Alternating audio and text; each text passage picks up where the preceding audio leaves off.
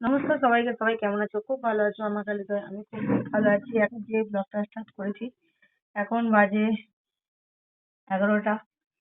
এখনই শরীরটা খুব খারাপ। কালকে মার বাড়ি এত কিছু খেয়েছি, তার জন্য শরীর খুব খারাপ হয়ে গেছে।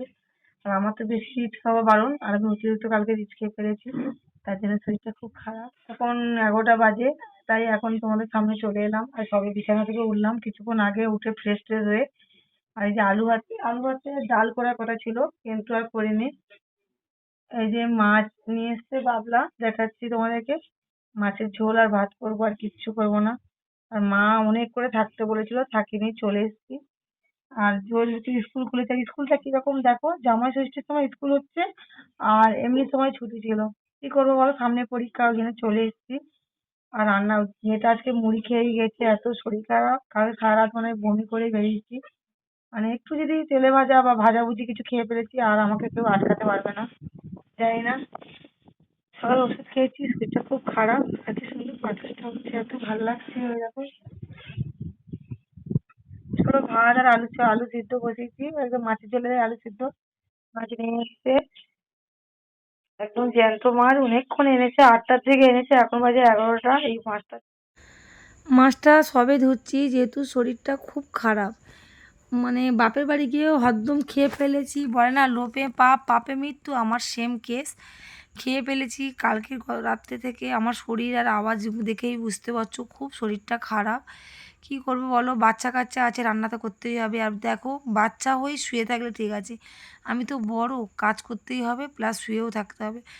আজকে শরীরটা খুব খারাপ, মানে এতটা খারাপ আমি উঠতেই পারছি না। তোমার দাদাভাই বলছে তুমি আলু ভাতে আর মাছ ভাজা করে রেখে দাও। আমি বললাম সেই আলু ভাতে মাখাতেও আবার সময় লাগবে, দরকার নেই। ওই একটু মাছের ঝোল আর ভাতই করে দিন, জিরে তো গুঁড়ো করা আছে, আর পেঁয়াজ লঙ্কা কুচিয়ে দিলে বেশিক্ষণ লাগবে না।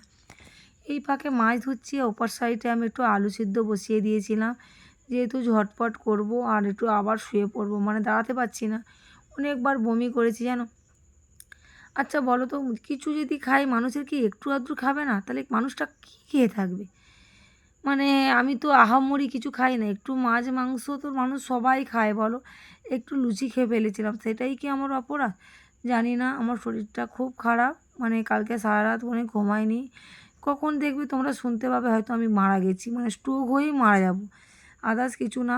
কিন্তু আমি যখন মানে সুস্থ থাকি, কী খাবো খুঁজে পাই না, মানে যেন কী খাবো কী খাবো। আর যখনই দেখবে একটু খাওয়া দাওয়া হয়ে যায়, তখনই শরীরটা খুব খারাপ লাগে। এত খারাপ লাগে বলার মতো না। ও তোমার দাদাভাই তো বারবার বলছে চলো তোমাকে ডাক্তারের কাছে নিয়ে যাই।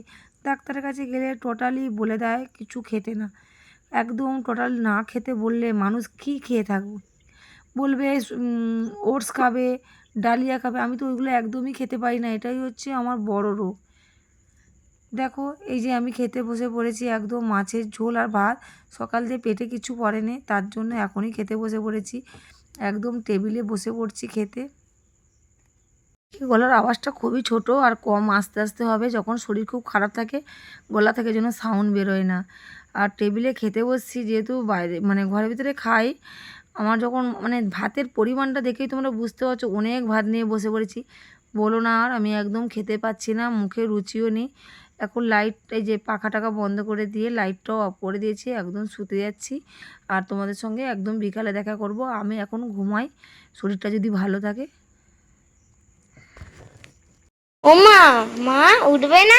আমি তো পড়তে চলে গেছিলাম, তুমি এখনো ওঠোনি? শরীর এখনো ভালো হয়নি? ওষুধ খেয়েছো? ওষুধ তো খেয়েছি, খেয়ে যে সেই যা দুপুরে শুয়েছি। মাঝে দুবার বাথরুমে উঠেছিলাম, বমি করেছি, আর উঠেনি। আবার শুয়ে পড়েছিলাম। ও দোয়েল বুড়ি কখন এসছে, কখন পড়তে গেছে কিছুই জানি না। ঠিক আছে, আজকের এখানে ব্লগটা বন্ধ করলাম। আজকে বেশি বড় ব্লগ করছি না। তোমরা ভালো থেকো, সুস্থ থেকো, আর আমার চ্যানেলটাকে যতটা পারো সাবস্ক্রাইব করে দিও, আর একটু শেয়ার করে দিও। কালকে নতুন আবার কিছু ভিডিও নিয়ে তোমার সামনে চলে আসবো। টাটা।